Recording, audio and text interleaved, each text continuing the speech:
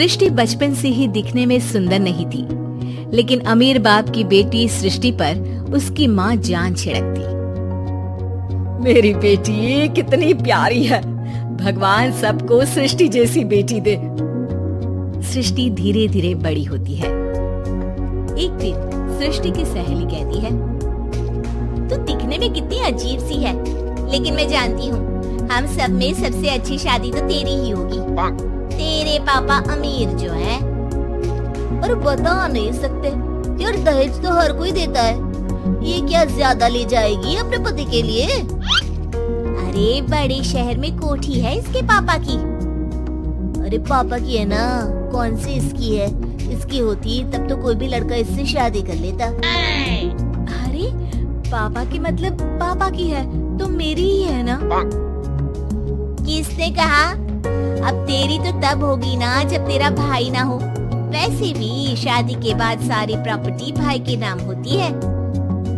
सृष्टि समझ जाती है कि उसे किसी भी हालत में माँ बाप की सारी प्रॉपर्टी को अपने नाम करना है, लेकिन कैसे?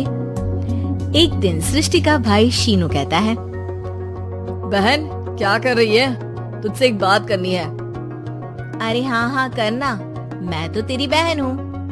बहन मेरी लाइफ में ना एक लड़की है, बहुत अच्छी है। मैं सोच रहा हूँ माँ और पापा से बात करूँ शादी के लिए। सृष्टि को समझ में आ जाता है कि भाई की शादी होते ही भाभी उसे एक दिन भी घर में बर्दाश्त नहीं करेगी। क्या बात है भाई, बताना कौन है वो? यार वो बहुत अच्छी लड़की है, पढ़ी लिखी है, मेरे साथ जॉब भी करती है। बस एक प्रॉब्लम है। हाँ प्रॉब्लम? क्या प्रॉब्लम है भाई?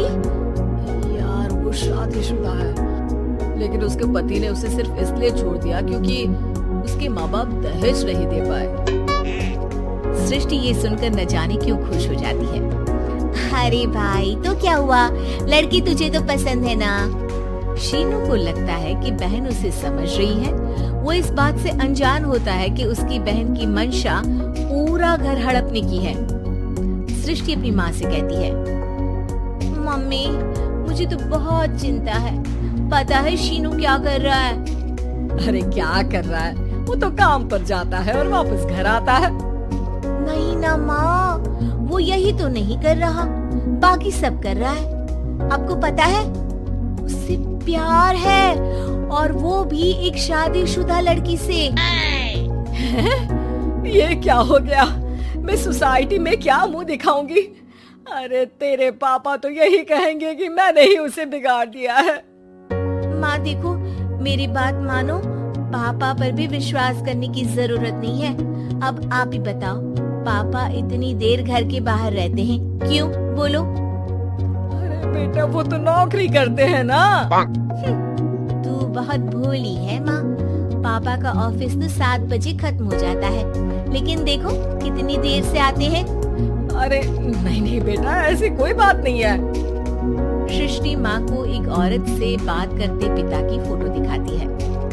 देखो माँ कैसे है पापा, मैं ना कहती थी कि पापा सही नहीं है।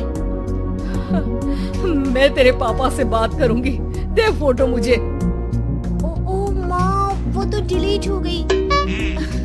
लेकिन चल तूने तो देख लिया ना, पापा से बाद में बात कर लेना, और हाँ मेरा नाम बिल्कुल मत लेना। हाँ माँ। अब क्या था, सृष्टि की माँ और पिता के बीच झगड़ा होना शुरू हो जाता है। सृष्टि के मन में क्या चल रहा था कोई नहीं जानता था। एक दिन, माँ सृष्टि के लिए एक लड़का देखा है, वो लोग शाम को उसे देखने आने वाले हैं। और हाँ माँ, एक खुशखबरी, मैं और पापा मिलकर एक नया बिजनेस ट्राई कर रहे हैं। शाम को लड़का आता है, सांवले रंग का। सृष्टि को तो बिल्कुल भी पसंद नहीं आता। लड़की की माँ कहती है, लड़की का चेहरा तो कोई खास नहीं, लेकिन अगर मेरे बेटे को आप लोग सेटल कर दे तो मैं उसकी शादी आपकी बेटी से करवा दूं। सृष्टि को लड़का बिल्कुल पसंद नहीं था। उसे भाई पर गुस्सा आ जाता है। लड़के वालों के जाने के बाद कहती है, माँ देखा शीनू मेरे लिए कैसा लड़का लेकर आया, न दिखाने लायक न सुनने लायक, सेटल भी नहीं, वो भी हम करे। अरे माँ, मैं जानती हूँ ये मेरी शादी किसी भी घर में क्यों करवाना चाहता है। अरे कैसी बात कर रही है बहन, तूने तो देखा ना, लड़के को मैंने ही मना कर दिया तुझसे शादी के लिए। जिसने लड़का बताया था उसने उसकी बहुत तारीफ की थी। बात आई गई हो जाती है, लेकिन सृष्टि का मन शांत नहीं होता। क्या करूँ, कुछ समझ में नहीं आ रहा। मेरी शादी हो गई तो ये लोग पूरी प्रॉपर्टी शीनू के नाम कर देंगे। मेरे हाथ तो कुछ लगेगा ही नहीं। तभी सृष्टि को आइडिया आता है।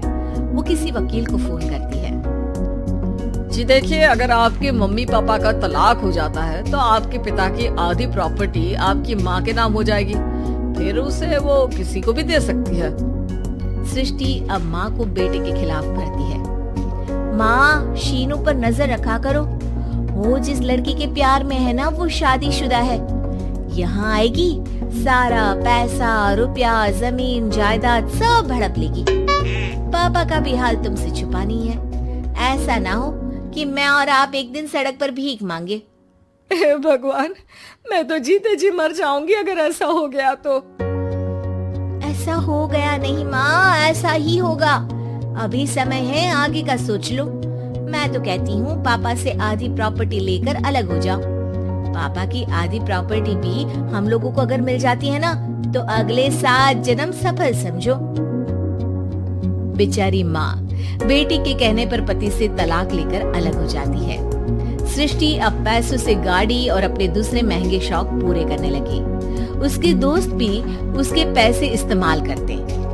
सृष्टि, कल तुम कहाँ थी? मैं सारा दिन घर पर अकेली थी। तो मैं क्या करूं? मैंने ठेका तो नहीं लिया है ना तुम्हें संभालने का। माँ को सृष्टि से ये उम्मीद नहीं थी। वो बैठकर रोने लगती है। वहीं उसका पति यानी कि सृष्टि के पिता आ जाते हैं। मैं जानता था कि तुम्हारा यही हाल होगा, तो आपने मुझे रोका क्यों नहीं? मैं रोकता तो तुम रुकती क्या? सृष्टि के कहने पर तुमने मुझ पर, अपने बेटे पर शक किया, लेकिन तुम ये भूल गई कि कैसे हम दोनों ने मिलकर जीवन में इतना सब खड़ा किया। माँ पति के गले लग जाती है। मुझे माफ कर दीजिए, मैंने आपकी कमाई का एक बड़ा हिस्सा गवा दिया। कोई बात नहीं, तुम साथ हो तो मैं ऐसी 7 प्रॉपर्टी खड़ी कर दूंगा। तभी वहाँ सृष्टि आ जाती है रोते हुए। माँ, मयंक ने मुझे छोड़ दिया। वो बोल रहा था जब तक मेरे पास पैसे थे तब तक ही वो मेरे साथ था। पापा, माँ, मुझे माफ कर दीजिए।